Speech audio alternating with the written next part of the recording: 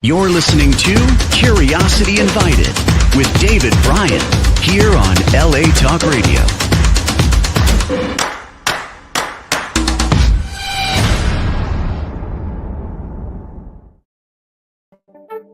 Hello, my name is David Bryan, and this is Curiosity Invited, a podcast inspired by endless curiosity.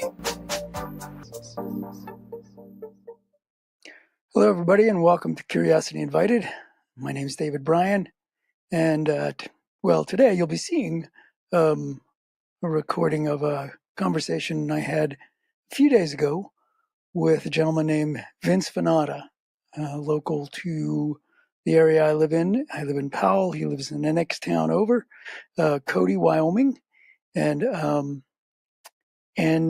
this conversation is more political than most of the conversations I've had on the podcast, and quite specifically so.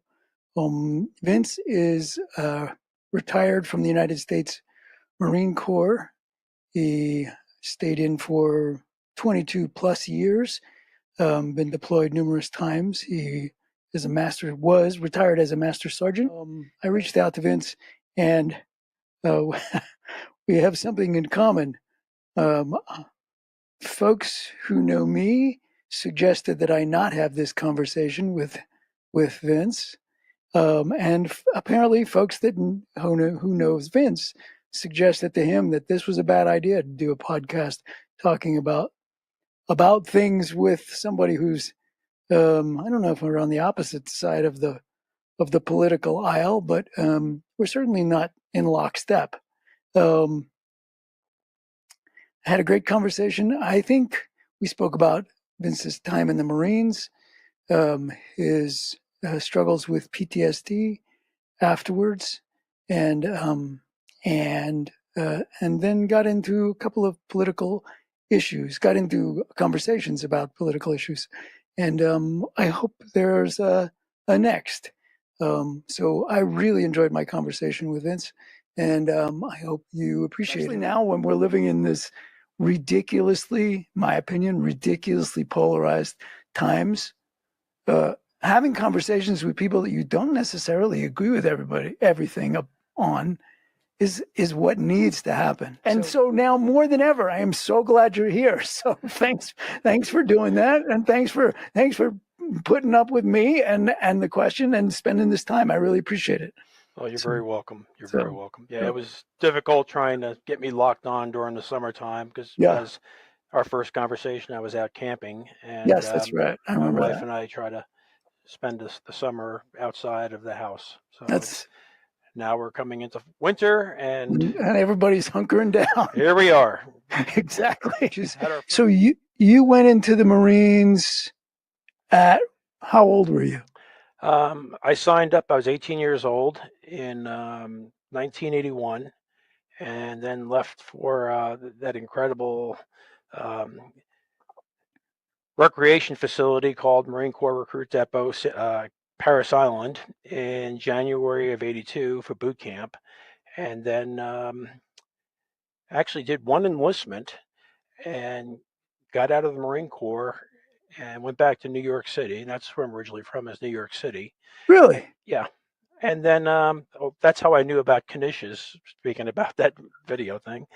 But went back, and I was out of the Marine Corps for 89 days and had reenlisted and landed up spending just short of 22 years. So it was 21 years, 8 months, and change. In the Marines. Made it a career. Right. And okay, so, and I know, let me just say, I know we have a limited time. And Vince already gave me permission in one of our phone calls to say, I can go down a rabbit hole. So, pull me back if we're spending too much time someplace. So if I seem ruder than usual, I just want you to know I got permission. So talk away. Yeah, really. Well, I want to also, a couple things. Would you say that being in the Marine Corps instilled values in you that are sort of alive and well today, or did they reinforce? Did you join the Marine Corps with those values and they just got strengthened? I mean, were you a kid just looking for something to do and looking for action, or did you join because you believed in something? And you know what I'm saying? Well, I was one of those kids. I used to, on Saturday mornings in New York, they used to play, the war movies in black and white, Sans Iwo Jima, things like that. And I used to watch those movies. And I don't come from a military family. I mean, my father No. had been in the army, um, and my uncle had been in the army. He was killed in Korea, and Mm. then a second cousin had been in the Navy in World War II. But we weren't, a military family. I was not a military brat, and quite frankly, I mean, I joined the Marines because I graduate when I after graduating high school, I delayed going to college. I actually had aspirations of going to college, and I delayed it. And between the people I was hanging out with as a kid, as a teenager, um, I was 18 years old. I was hanging out with these guys, and I came to a realization that this is going to go nowhere fast. And No, we're good. yeah, I Yeah, mean, yeah, I was hanging out with a bunch of tough guys, yeah. and I mean, and I just decided I needed to get away. And one day I was at work, and I used to work at Saks Fifth Avenue in Manhattan, on the loading dock, not inside. And I was bringing things into the sub basement, and I saw all these people in there working, and they were just doing this manual labor, and nothing strenuous, but printing out labels. And there were a bunch of these old people. Gosh, they must have been in their 50s. I don't know. Who'd ever thought I'd be there, right? Really Yeah, old. yeah, Yeah, yeah, real old. I was 18, and I just thought I can't do this the rest of my life. I've got to go do something different. right. So I joined the Marines Got it. and went in blindly, and essentially was looking for a challenge. That's when the shaping of my value system and my becoming a principled individual and looking at the big picture of things, um, really started to hit home and started to shape me as an adult. And did that? Did when looking back, when you look back at it, did it? I was about to use the word distance, but I don't mean that. Did it? Was it dissimilar from the value system of your parents? And like, did you suddenly feel like a fish out of water, or did they see you suddenly as something happened? Well, We sent no, away this kid, and now we've got something else. no, actually, well, my mother and father were separated, and he left when I was 9 years old. But my mother was very proud of the fact that I had joined the Marines, and I didn't fully recognize the issue of the world that I was in as a Marine until literally I was out in the field in Korea on a mountaintop and we got a teletype message that came in, that had elevated us in DEF CON. And gosh, it looked like we were getting ready to go to war with the Suddenly, it Soviet was Union. real. Yeah, And I was like, yeah. wow, this is real. This This is is the real. adult world. And Yeah, this is not training. right. This is real. And so that was for me, that was a point that impacted me. And that we're not in Kansas anymore. Yeah. And but back then, I mean, we didn't have the internet. I spent a lot of time overseas and didn't have that ability to call home. So when my mother did see me when I would come home to visit on leave, yeah, I was a different person. She didn't I mean, I used to have hair down the middle of my back, um, bald on top now, and but You didn't have again, hair down your back in Korea. not in the Marines. So No, yeah, I came home. I was a different person, and she was very proud of the fact I of was going what to I was say, doing. but it was a person she didn't. I mean, It wasn't like stay away. It was a person she respected. Yeah, she was Yeah. proud of the fact that I was in the Marines, I was self-sufficient, Yeah. and living on my own and traveling, Hmm. and yeah, she was very proud of the fact that Cool. she raised me, and I was And not that you, calling home saying, "Mom, I need money." right.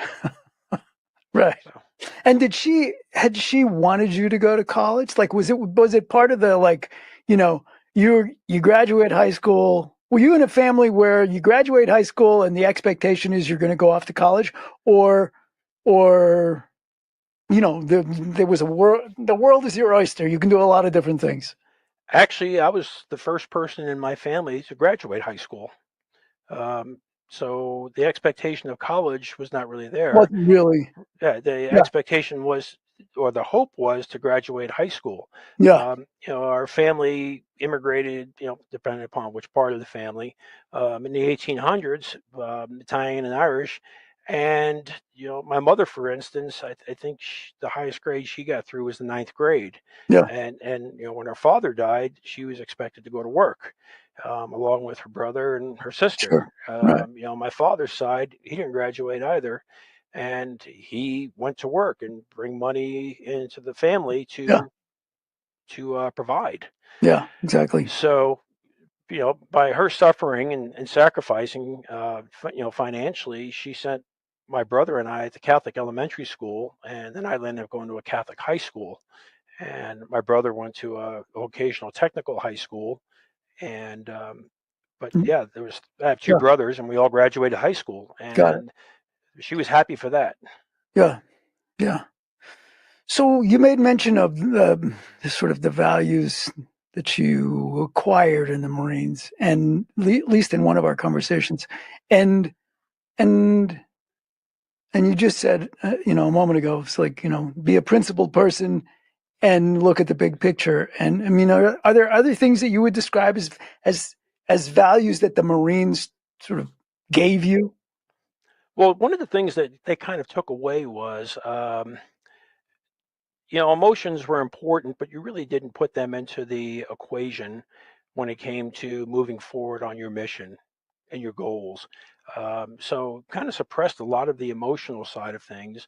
Um, Seemed to make me more focused on the goals, the mission, that type of thing, and it gave me a sense and an understanding that the principles that the Marine Corps, and the values that system that the Marine Corps was promoting, was very important towards the success of the mission.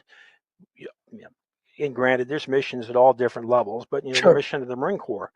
So it was very, very important in that respect, that to uphold those. And we as Marines, we held each other accountable. So we're looking even beyond the command structure side of things, of holding people accountable. We held each other accountable to maintain the standards and the values and the principles that were before us. And so it Did, was a learning curve in the beginning, but once you understood it and you worked very hard to uphold those things. and geez, I don't even know how to ask this question, but like, um, did you and your buddies, when you were in, did you have a sense that the folks who weren't were, you know, were full citizens, and they may not have been doing the things you were doing, but they were legitimate, I don't even know what words to use, Americans worthy of respect, protection, etc.? Or was there a sense that if you hadn't served, or if you didn't serve, or if whatever it was, if you uh, uh, there was a problem with that? But Yeah, you're talking about the slimy civilians, right? yeah, yes, right. Yeah. And we would jokingly say that, but the fact of the matter is, a very small part of our population serves in the military. Sure, I know. And let's face it, the military is not for everybody. It's like law enforcement; it's not for everybody. Artistry is not for everybody. People have to find their niche in life, what to go in, uh, what to excel in, what to enjoy. And so, I can say I didn't look down upon those people who Yeah, didn't serve. interesting. I actually, those people who were appreciative of us who were serving, was a good thing. I appreciated the support that we got from people in the community.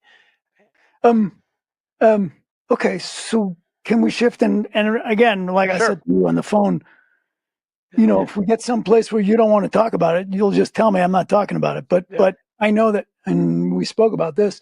Um, when you got out of the Marines, um, you it was, things were different. You were I think this is the way I read it.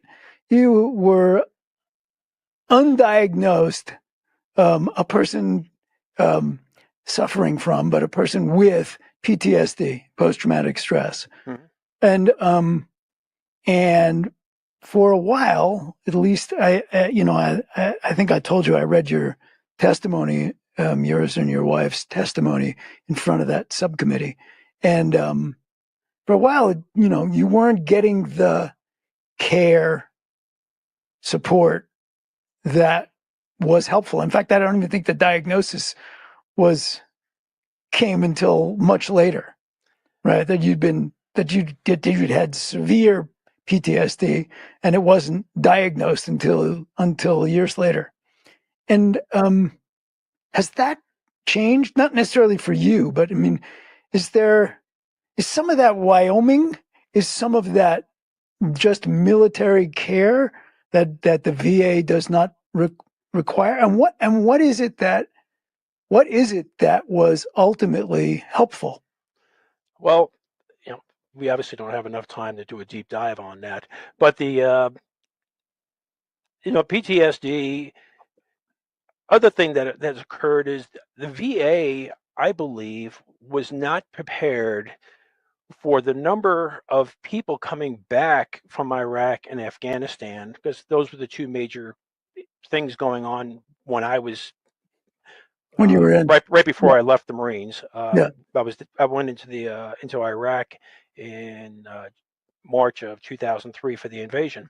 So the number of veterans, service members who were coming back, um, we had a tremendous amount of veterans who were, I'm sorry, I call them veterans, servicemen and women who were injured and survived their injuries, as compared to the last major conflict that we were in. I'm not going to say Vietnam, not to minimize Desert Storm, Desert Shield, but that was so short. But mhm. when you look at Vietnam, I think it was 55,000 killed in that war, Yeah, and the way it's been explained to me, the numbers have flipped now. So we're looking at about 55 to 60,000 servicemen and women who were injured in theater, and only, thank God we can say only, yeah, about 5,000 killed right. in action as a result of those wars. So I don't think the VA system was prepared Mhm. to deal with those types of numbers, that huge influx, plus the residual numbers of you still had World War II veterans, who were significantly elderly at that point, Right. Korea, Vietnam, those veterans who served in those conflicts in the 80s, Desert Storm, Desert Shield, and then moving into Iraq and Afghanistan.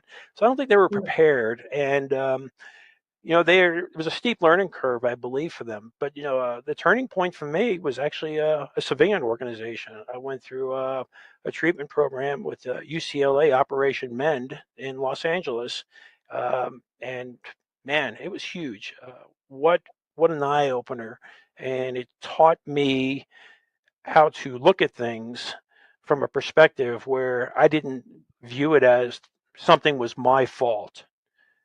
Where if somebody had gotten hurt, it wasn't my fault. It was because, hey, it was it was going to happen. Yes. So it was Yeah. a Yeah. huge Yeah. game changer in that respect. And and the VA has gotten significantly better, and That's nice to hear that. Yeah.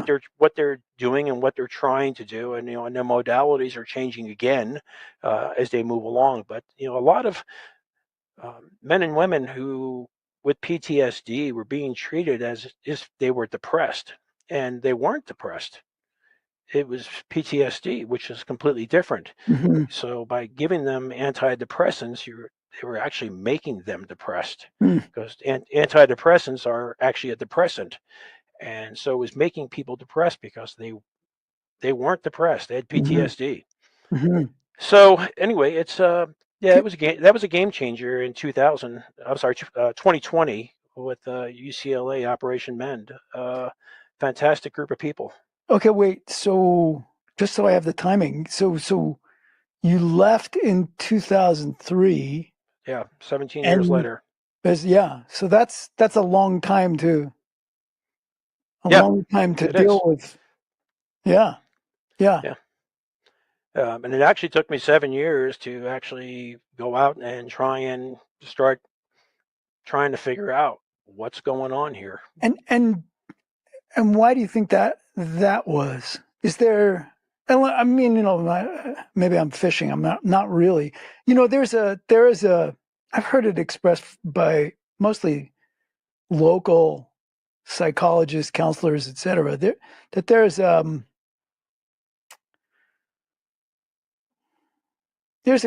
an ethos of sort of uh, you're supposed to deal with you see a physical injury, it's real.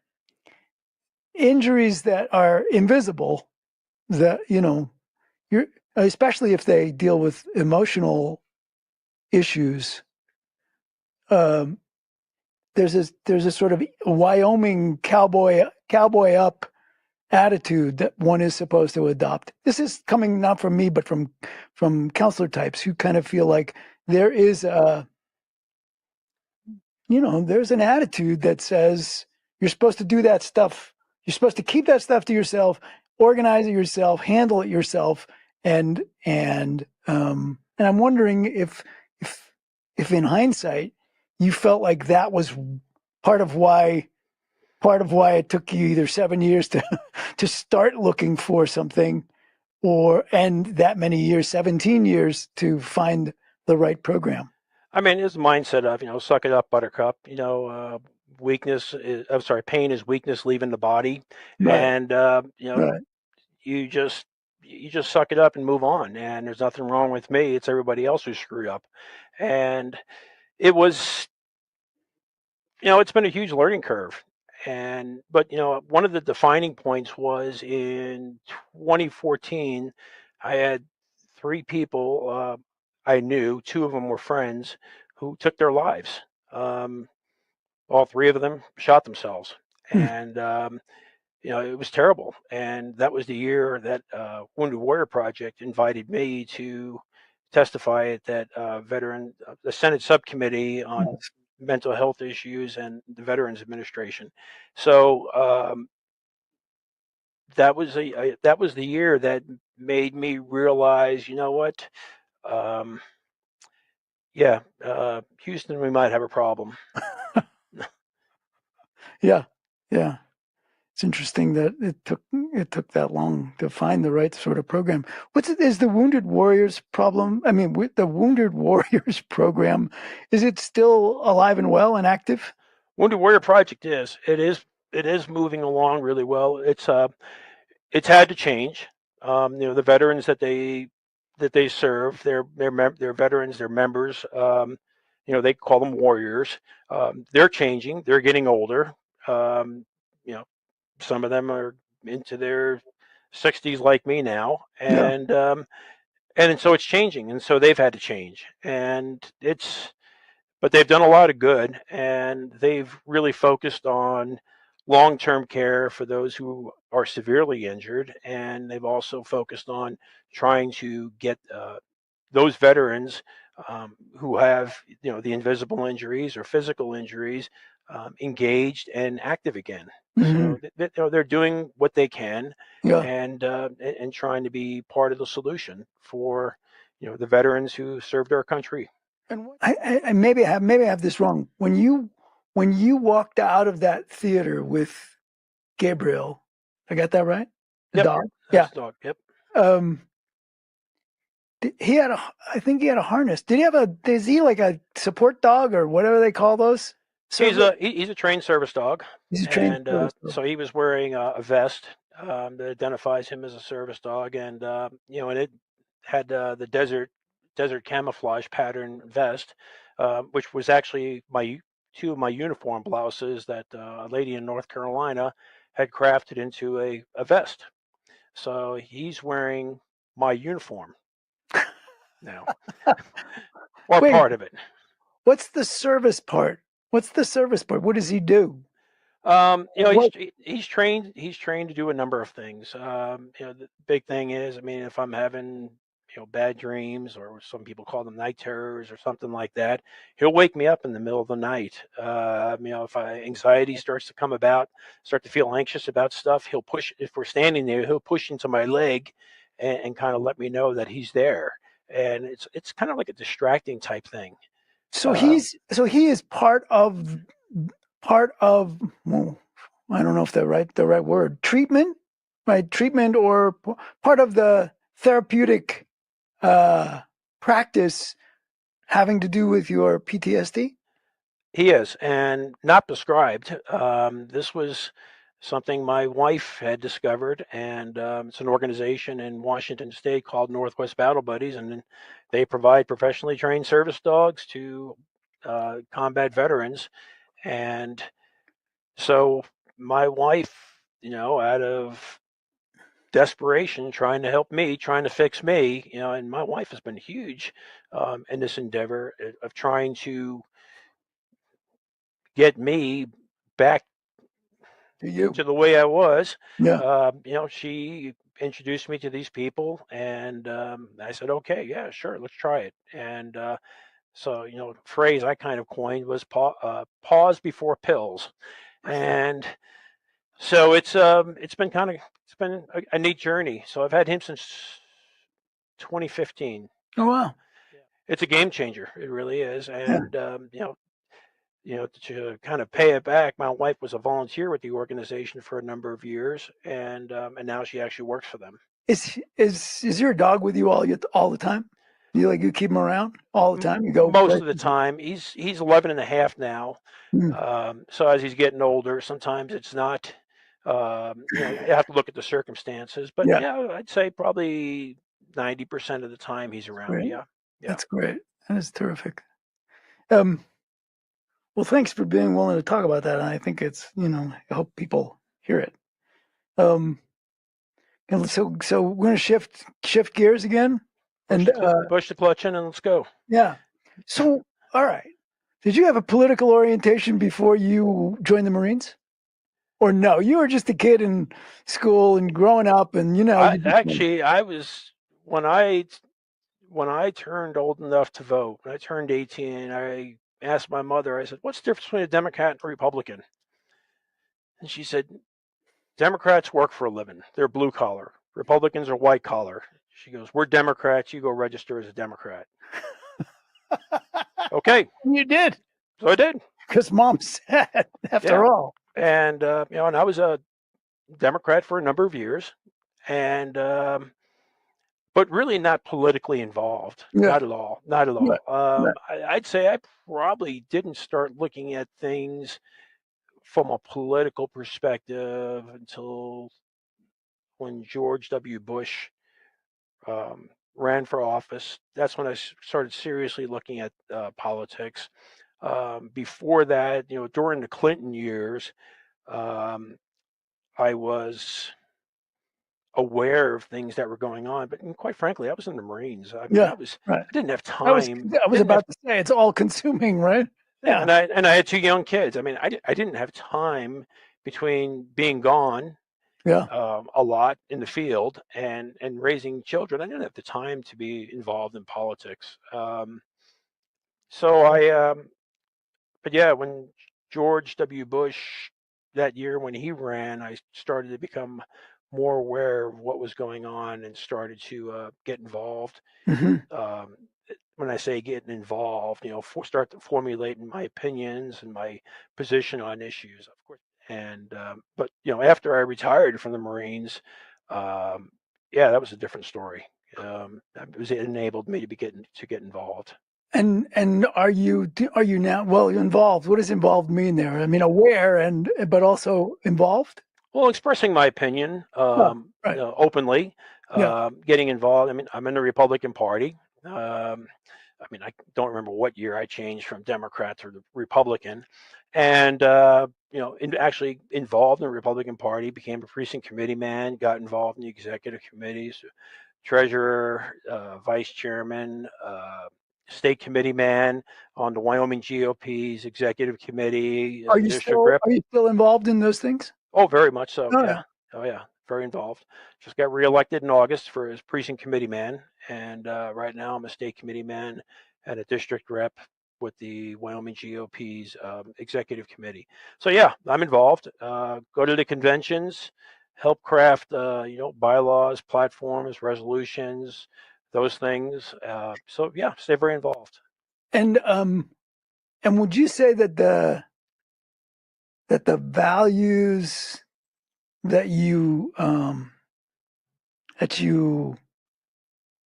that were fostered within the military and the values you came out with have affected your political orientation? Or a lot of Marines who are Democrats? I do. I do know quite a few Marines who are Democrats. Um, And can you guys have civil conversations with each other? So I, what? quite frankly, I can have a civil conversation with anyone. You know, I actually enjoy having conversations with people now, and I love having conversations of differing opinions because when you have differing opinions and you're able to talk about things, you're actually able to learn off each other, and and potentially change your mind on something. Yeah, Um, yeah, so but it's when those things devolve into arguments or that's when things get bad and it becomes counterproductive. yeah. I would add to that. I would have put a footnote on there as like it's not even that. It's more than the arguments. It's like some people can argue and it's healthy, and other people, what an argument means I'm going to dig my heels in and not listen, right? I don't want to change my mind. I'm not willing to open my mind. I'm not willing to listen to another point of view. And that feels, I mean, frankly, that's where I think that's where so much of the country is right now. And It's terrible. The country right now is terribly divisive. it's unbelievable. It's scary is what it is. I talk to people, some on the extreme right, some middle of the road, some on the extreme left, and some of the things that I've seen and some of the things I've heard um, are very unsettling. For instance, I spent time in Portland because my wife works in Southern Washington, um, and we go out there periodically. But I saw all the the Antifa rioting in Portland, and then Yeah, coincidentally, I was in Kenosha when that whole Wisconsin. Yeah, thing occurred. We were there actually for a wedding, and as I was driving out of Kenosha proper, out of the city there, the I noticed all these military vehicles, which I imagine were National Guard and black sedans and yeah, police vehicles coming in. I said, "Well, I yeah. guess I picked a good time to get out of here." But it was in a way it was really disconcerting because this is the United States of America.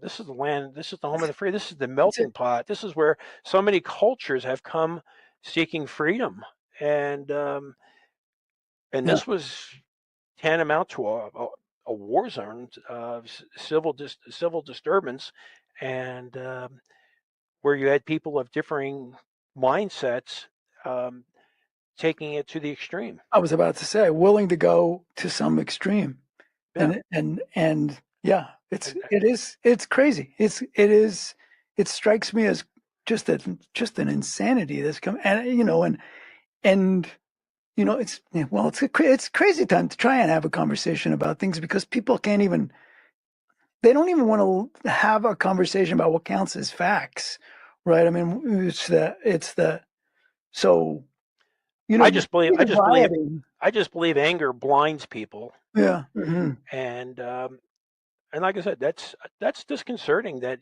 when you see people getting to that level of um, of anger and willing to destroy property, and destroy people. I mean, as I was going to say, and as it got to the point, as we saw in Kenosha, I mean, it went from injuring people to people actually getting shot yeah, and people yeah, dying, and the yeah, same thing in Portland where people were getting severely injured and people doing things with yeah. intent and with malice. And yeah, I mean, Kenosha was horrible. Yeah, I mean, there are a bunch of those things on the list, right? There's January 6th at the Capitol was horrible. It was like Portland. I mean, we have relatives who moved out of Portland. They left. They're in Chicago now. They left. They went first to Seattle and then got out of there because it was, terrible Hmm. and and terrible at the level of, okay, it's no longer safe to be living here, which is wild. It's just wild. So what do we do about that? Well, What do you do about it well, other than get out of there? I mean, well, yeah. What do we have to do now? I mean, we need to put the brakes on. And Yeah. Well, you said it before. It's like, it's the United States. United yeah, States. It's these not United States, right. and I quite frankly believe that leadership starts at the top, and Just I'm going to say it flat out. And some people probably won't be happy. I don't think the current nominee from the Democrats, and I say the nominee because she didn't garner a vote, Kamala Harris, is not fit to be the leader of the but, United States. so say more. Say more. Why do you think that? I don't think she's got, number one, she's got the leadership abilities. And I think right now we are in tough times as a nation. The world is in a tough time. And I believe, when we look at the historical issues of Donald Trump, and quite frankly, I mean, I'm honest with you. I did not support Donald Trump when he ran in 2016 until he became the nominee from the Republican Party. I actually supported Ted Cruz, And but and why do you think Trump is? Why do you think Trump uh, is the right person, or do you? Do you think Trump is the right person right now? And why do you think Trump is the right person right now? I believe that he is the right person right now because he's a business leader. People have been critical of him because of bankruptcies and business failures and things like that. But let's face it, when you have that many businesses going on, you're going to have successes and you're going to have failures, and you learn from those. And I But, think his biggest problem in his first term was that he had so much pushing back against him. He was not fully able or capable of getting his vision and his agenda accomplished. But when we look at the end of his term, and he had COVID in his lap, at the end there, which really screwed things up. The um, the cost of living was lower, price of fuel was lower, the price of goods were lower. Um, the country as a whole was doing very well in a business looking at things from a financial and economic perspective, and he was ending the wars. yeah, I Afghanistan was the longest war we've ever been involved in. right. He Well, was ending the wars. absolutely, it's hard to argue with that. I mean, but what about what about notions of integrity and honesty? And you know, he's he's not the most trustworthy person. What comes out of his mouth is frequently not what is. And do you like, is that, or does that sound like I'm on Mars? Well, show me a politician that is 100% trustworthy, Absolutely. 100% honest, and, Well, and, and truthful. do they have And 100? Do they need to be 100? We'll never find one. okay, like the limit that the Republican Party uses in Wyoming is 80% to support the platform. So show me a politician that's at 80%. And I'm not okay, sure there are any. yeah, then that's asking a lot sometimes. Yeah. We get, in the Republican Party in Wyoming, we get a lot of pushback asking for 80%. But let me get this one out. And it seems to me that no one does it. No, not I don't care if he's the president or whatever. It's not.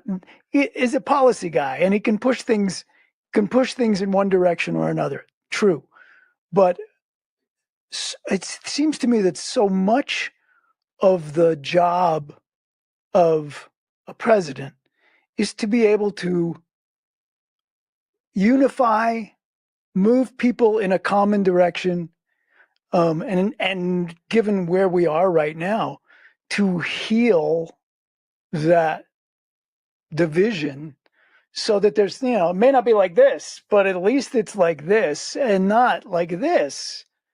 And but it just seems to me that Trump is so obviously not a person who values those kinds of things, that it's just hard to imagine that he's the guy at the moment that can do that. And I don't know if she is, but he just seems, it just seems like it's gotten more divided, and that he's part of that. Like it's almost like he thrives on it. And is that not your sense of who he is? That's not my perception. Yeah. I mean, we think about, we look at his first term. I mean, all the things that were thrown at him. I mean, we'll start off with the Steele dossier, which was proven to be false. Yeah, it's nonsense. Right. Yeah. Russian collusion. I mean, for years. The issue of campaign promise to build a wall and all the pushback he got on that. And then, we flash forward during the current president's term, it's been an open borders type thing. And, and we have millions of people who are in our country illegally. And, and I come from an environment, when we had a phrase, military age males, MAMs.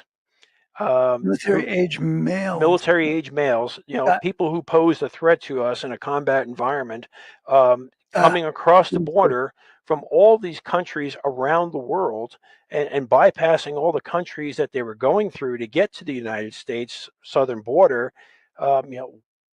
Is it just their intent to come into the United States and be part of the melting pot? I don't know. I mean, I it's completely unconscionable. I completely agree with that. I mean, I agree. To me,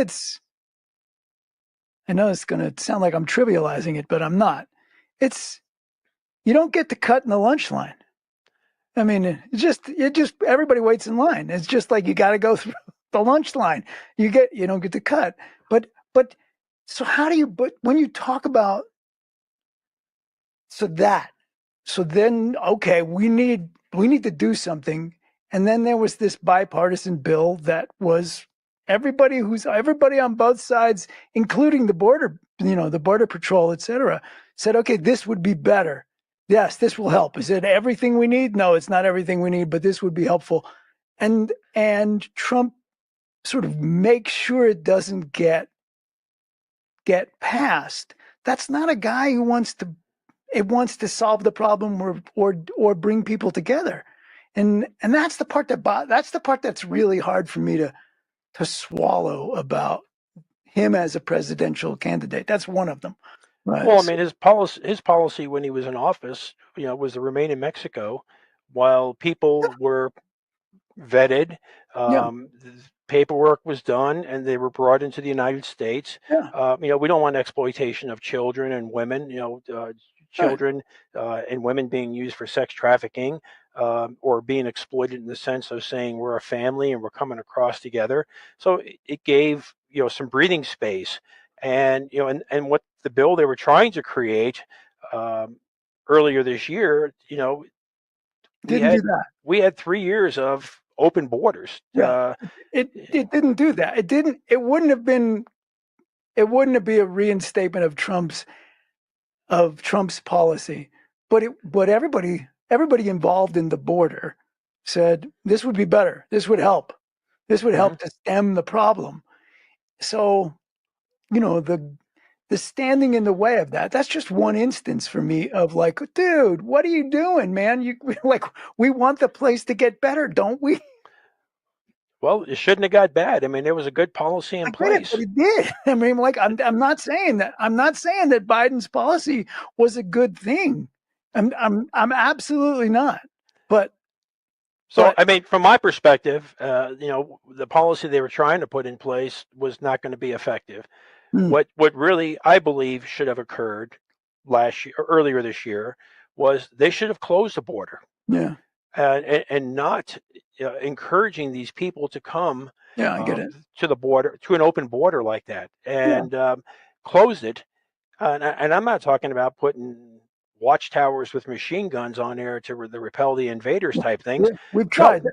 no. Let's have entry points, Yeah, and people who are legally immigrating into the United States or legal refugees. Um, it's not asking to. My family uh, immigrated to the United States. mine too.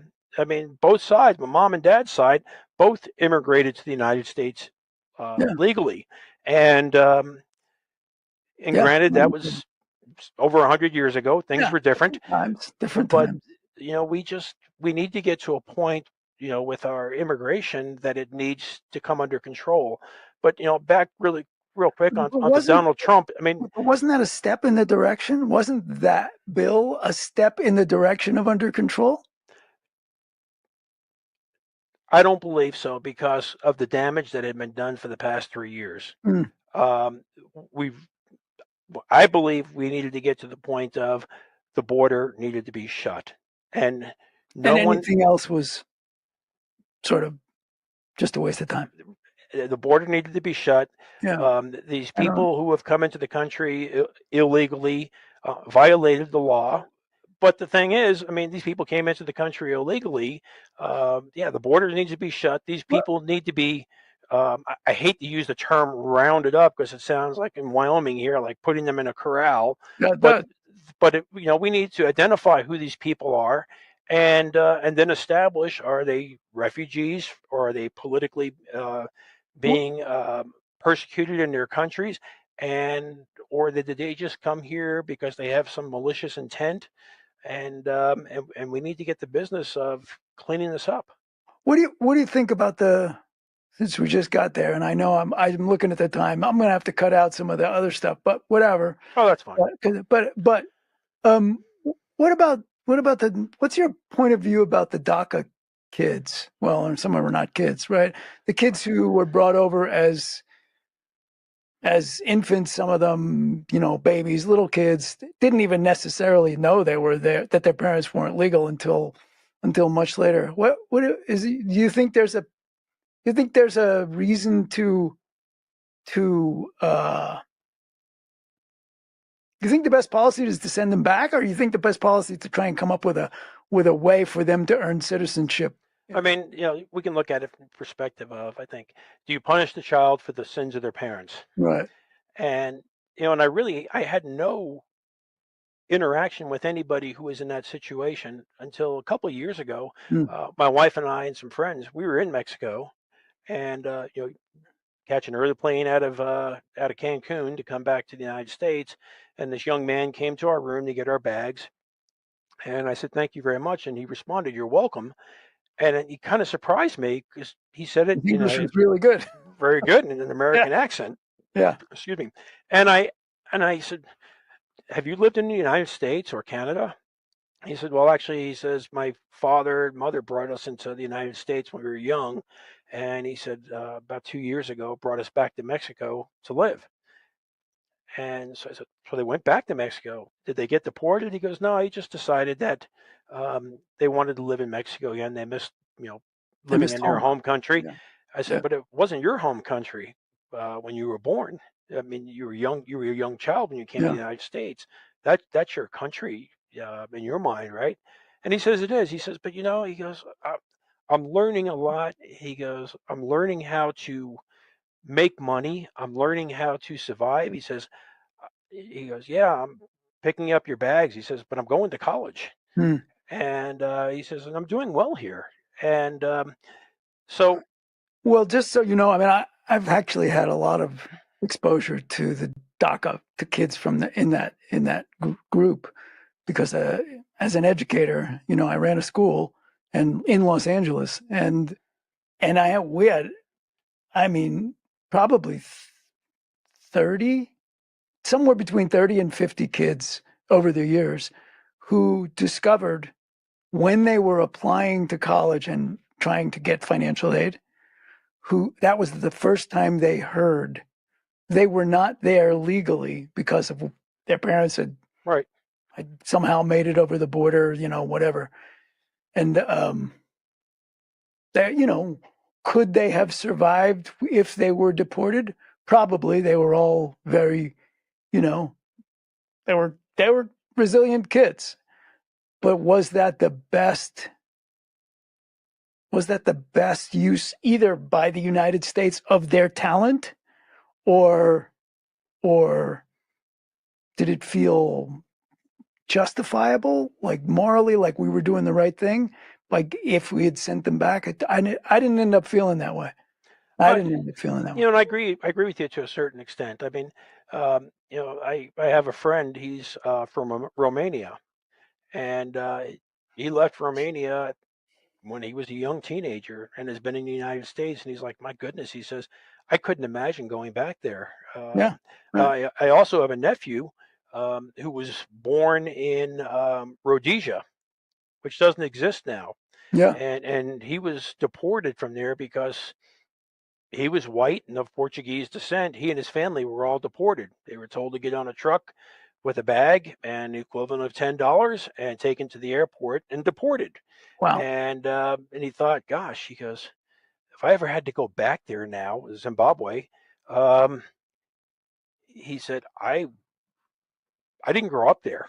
right, exactly. That's not my country It's anymore. not I my mean, home. yeah. Yeah, So it's I don't believe in punishing children for the sins of their parents, and yeah, and I think there needs to be a path, but unfortunately, there's also the potential for sure, the abuse of that. sure, And absolutely. I just like in our government, we need to have checks and balances to ensure that we're bringing the right people into our country and under the right circumstances. And when Yeah, I say into our country, I mean citizenship.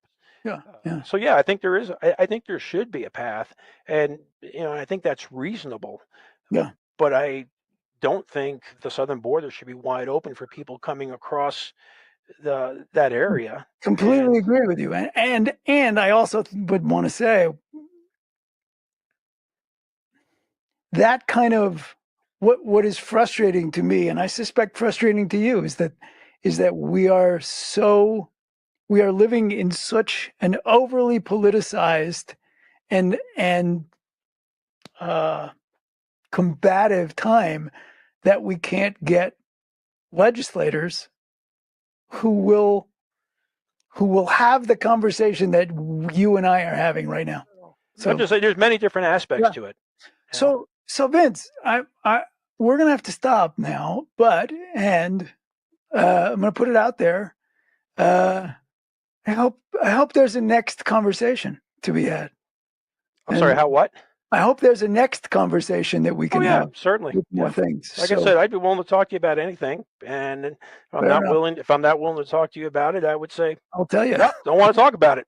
Cool. Um, and Cool. just understand, sometimes I say things that people don't want to hear, but I think that Have you said anything today that you think people don't want to hear? I don't think so. No, I don't think so. No, I Either. think it was good. I think you and I. I don't mean you and me. I mean, No, I'm just saying you and I have engaged in good dialogue, and I think for those people watching, hopefully they take something away from it, yeah, and just understand that I mean, us people who believe on the right are not that dissimilar from the people on the left. It's this pendulum going back and forth. And interestingly, I pulled up something yesterday from the Cato Institute. How important are the following to you personally? And it showed Republicans and Democrats.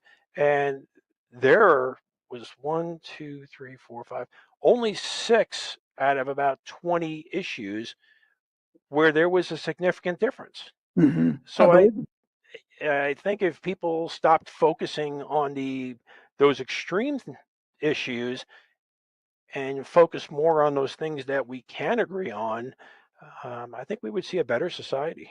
I completely agree. Completely agree. And with that, I would say thank you again for being willing to have this conversation. And I hope this is, I hope there's more down the road. I appreciate you inviting me, and I got to be quite honest with you. I had quite a few people who told me, "Don't do it, don't do it, don't do it." I am so. You told me that before, and I was like, "What the hell? What? Like, why?" So, I'm like, just gonna have a conversation, and I think it's been a good conversation. Yeah, I agree. You're listening to Curiosity Invited with David Bryan here on LA Talk Radio.